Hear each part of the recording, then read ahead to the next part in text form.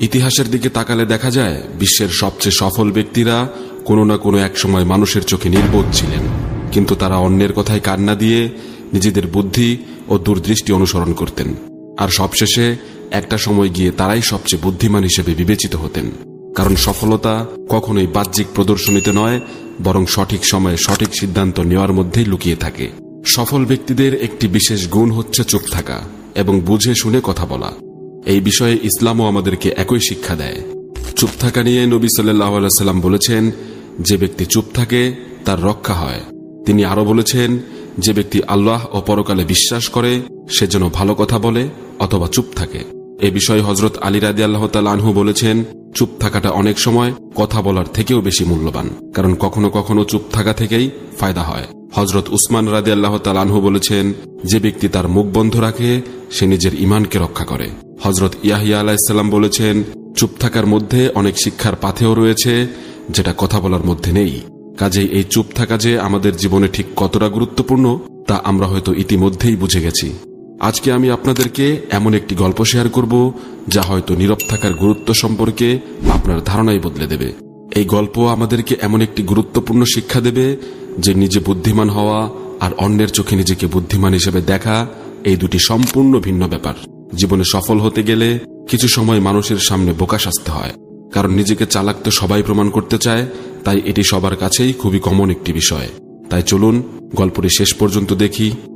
এক দেশে এক চতুর মন্ত্রী ছিলেন, যিনি কিনা এক রাজার দরবারে প্রধান উপদেষ্টার কাজ করতেন। এই মন্ত্রী এতটাই বুদ্ধিমান ছিলেন যে তার কাছে সকল সমস্যার সমাধান ছিল, তাই রাজা তার পরামর্শ ছাড়া কোনো বড় সিদ্ধান্তই নিতেন না। এই কারণে দরবারের অন্য লোকেরা মন্ত্রীকে মনে মনে হিংসা করত। একদিন রাজা মন্ত্রীকে ডেকে বললেন, তুমি তো খুবই বুদ্ধিমান, কিন্তু তোমার ছেলে তো একদম নির্বোধ এবং তার কোনো জ্ঞান নেই। মন্ত্রী এই কথা শুনে মনে মনে কষ্ট পেলেন, অপমানিত বোধ করলেন এবং রাজাকে জিজ্ঞেস করলেন, মহারাজ, আপনি কেন এমনটা বলছেন? আপনি কেন মনে করেন যে আমার ছেলে নির্বোধ? রাজা বললেন, প্রতিদিন সকালে যখন আমি গ্রামের রাস্তায় জনগণের সাথে দেখা করতে যাই তখন তোমার ছেলে সেখানে থাকে। আমি তাকে প্রত্যেক দিন জিজ্ঞেস করি, সোনার মূল্য বেশি নাকি রূপা? এবং প্রতিদিন সে উত্তর দেয়, রূপার মূল্য বেশি। এই কথা শুনে দরবারের সবাই হাসতে লাগলো আর মন্ত্রীর মন খারাপ হয়ে গেল।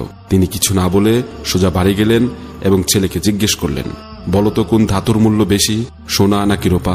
ছেলে সঙ্গে সঙ্গে বলল, অবশ্যই সোনা। মন্ত্রী তখন বললেন, যদি তুমি জানো যে সোনার মূল্য বেশি, তবে তুমি কেন প্রতিদিন রাজার সামনে ভুল উত্তর দিয়ে বলো যে রূপার মূল্য বেশি? ছেলে উত্তর দিল, বাবা, প্রতিদিন সকালে রাজা বাজারে আসেন এবং আমাকে ডেকে আমার সামনে দুটি মুদ্রা রাখেন, একটি সোনার এবং একটি রূপার। তারপর বলেন, যে মুদ্রার মূল্য বেশি তা তুমি নিয়ে নাও। আমি রূপার মুদ্রাটি তুলে নেই আর রাজা হেসে চলে যান। মন্ত্রী তখন জিজ্ঞাসা করলেন, কিন্তু তুমি প্রতিদিন রূপার মুদ্রাই কেন তুলে নাও? আজ তো তোমার জন্য পুরো দরবারের সবাই আমাকে নিয়ে হাসাহাসি করেছে। ছেলেটি তখন তার বাবার হাত ধরে নিজের ঘরে নিয়ে গেল এবং একটি বাক্স খুলল। বাক্স ভর্তি ছিল রূপার মুদ্রা। এটা দেখে মন্ত্রী অবাক হয়ে বললেন, তুমি এত রূপার মুদ্রা কোথায় পেলে, কিভাবে পেলে? তখন ছেলে বলল, বাবা, এইসব মুদ্রা রাজা আমাকে দিয়েছেন। রাজা প্রতিদিন আমাকে একটি করে রূপার মুদ্রা দেন আর আমি সেটাই চুপচাপ হাসি মুখে নিয়ে নেই।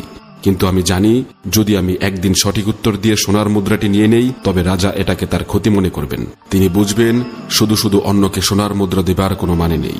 তখন তিনি আমাকে আর কিছু জিজ্ঞাসা করবেন না আর আমি প্রতিদিনের এই রূপার মুদ্রাটিও হারাবো। রাজা আনন্দ পান যখন আমি রূপার মুদ্রা নিয়ে বলি যে রূপা সোনার চেয়ে বেশি মূল্যবান। তিনি হেসে চলে যান আর আমি প্রতিদিন একটি করে রূপার মুদ্রা পাই। যদি আমি সোনার মুদ্রা নিয়ে নেই তবে তিনি কয়েকদিন পরেই আমাকে মুদ্রা দেওয়া বন্ধ করে দেবেন। আমি একটি সোনার মুদ্রার জন্য আমার প্রতিদিনের রূপার মুদ্রাগুলো হারাতে চাই না। এই কথা শুনে মন্ত্রী নিজের ছেলের বুদ্ধি দেখে গর্বিত হলেন। তিনি বুঝতে পারলেন যদিও সবাই তার ছেলেকে নির্বোধ বলে মনে করে, আসলে তার ছেলের বুদ্ধি কেবল একজন জ্ঞানী মানুষই বুঝতে পারবে। এরপর থেকে যখনই কেউ মন্ত্রীর ছেলেকে নির্বোধ বলতো তিনি মৃদু হেসে চলে যেতেন। বাস্তব জীবনে তোমরাও নিশ্চয় লক্ষ্য করেছ যে কিছু মানুষ অল্প কাজ করেও বড়াই করে আর কিছু মানুষ বিশাল কাজ করেও তা প্রচার করে না। এই গল্পে মন্ত্রীর ছেলে নিজের লাভের জন্য সচেতনভাবে প্রতিদিন রূপার মুদ্রা নিচ্ছিল। সে যদি লোভে পড়ে সোনার মুদ্রাটি ধরে বসতো তাহলে তার হয়তো 2-4টা সোনার মুদ্রা পাওয়া হতো ঠিকই, কিন্তু এতগুলো রূপার মুদ্রা পাওয়া হতো না, যা একসাথে হিসাব করলে 2-4টা সোনার মুদ্রার চাইতেও অনেক বেশি মূল্যবান। তাই তুমি যদি নিশ্চিত জানো যে তুমি যা করছো তা ঠিক করছো, তাহলে অন্যরা তোমাকে নির্বোধ, পাগল, গাধা, বলদ যা ইচ্ছা বলুক তাতে তোমার কিচ্ছুই আসে যায় না, কারণ তুমি জানো একদিন আসবে যেদিন তুমি এই সাধারণ মানুষদের থেকে অনেক এগিয়ে যাবে।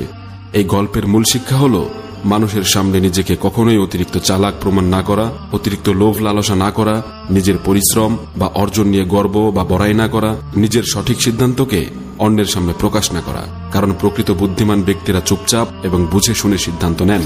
বুঝে শুনে তারা 10টার জায়গায় একটা কথা বলে এবং একসাথে অল্প সময়ে বেশি লাভবান হওয়ার চিন্তাকে এড়িয়ে চলে, যা তাকে লোভের দিকে নিয়ে যায়। এবং তারা কখনোই মানুষদের সামনে শুধু কথার দ্বারা নিজেকে চালাক প্রমাণ করার চেষ্টা করে না।